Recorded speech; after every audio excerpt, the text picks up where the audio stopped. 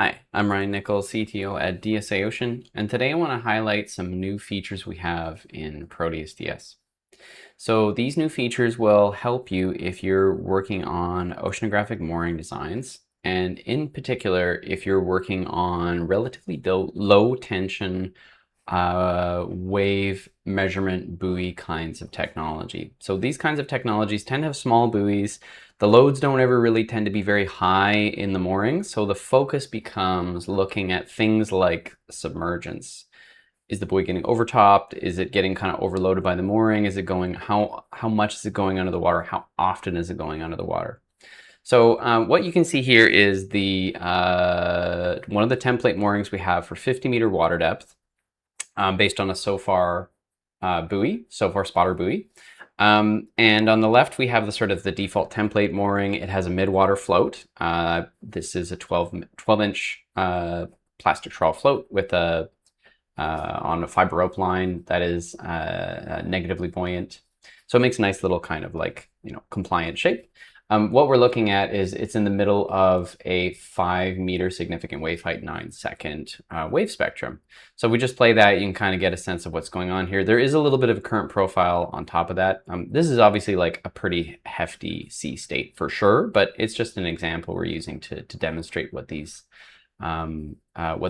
probes do. So what we're looking at is, again, the time history of the buoy, and like in some pretty severe waves, it can start to get overtopped, it can start to get overwhelmed. So right now, up until now, we had submergence probes printing out statistical information and time series information on buoy behavior. So, and if you look at the submergence probes and look at the submergence probe at the buoy, submergence being up here, it's submerging, it's going under the water with these big spikes kind of thing. That's okay, but it's hard to design for that. Like, it's hard to distill this down to one parameter, which is what we're going to show in a minute. So over here on the other side, we have a modified version. All I did here was I added a second float along the mooring. As it happened, what happened is the second 12-inch float is at the water surface. It wasn't exactly what I was intending, but what it sort of ended up doing was making this sort of quite low tension sort of tethering line to the buoy. Now this is hinging around like this because it's got a little chain section here. That's why it's kind of helping ballast the spotter a little bit.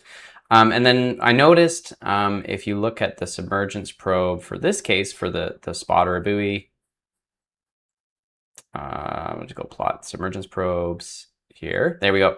We still get a little bit of submergence. Now look at the scale is totally different here. We're getting way less submergence on this buoy. So that's nice, but can we have like one number that we can look at? That's what this new oceanographic report value is showing us, the submergence rate. So if we look at this Excel file, this is the Excel file generated from the oceanographic report tool for the default system SOFAR mooring with one float. If we scroll down, you'll see submergence probes information, and then we have this like max, min, and statistical information. Okay, now with this new parameter, submergence rate. This is a submergence rate. This submergence rate calculation means like the percentage of time the buoy is like totally under the water. Doesn't matter if it's overtopped, doesn't matter if it's plunging, or for whatever reason it's gone under the water.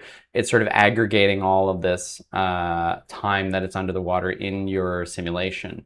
So this kind of means 25% of the time it's under the water. How does it do this calculation? It's using a statistical calculation based on the mean and max values that are here. So it's approximate, but I find it like works pretty well at matching intuitively what we're seeing. So 25% of the time, we look back at the plot, like, yeah, it's kind of going under now and again type thing. Now, on the other hand, this one is much less submerged, where it's basically hardly submerged at all. What I'll do now is go and open the report tool results for the case with 2 floats. We scroll down here and we see submergence rates actually coming out to be 0. So it does actually go like for a fraction of a second under the water, but like it correlates way better, and it gives you one number to look at and make comparisons to the mooring design to see like, is this a better design? What's our submergence rate look like? So I really like this number. It cognitively helps me understand like which is a better mooring design when you want to look at not so much the loads in the mooring line, but like how much the buoy is going under the water, and that starts to imply an indication of data quality for things like wave measurement buoys. All right, there's another video on another new feature that will help as well that I'll highlight, and we'll check for a link for that below. Thanks for watching.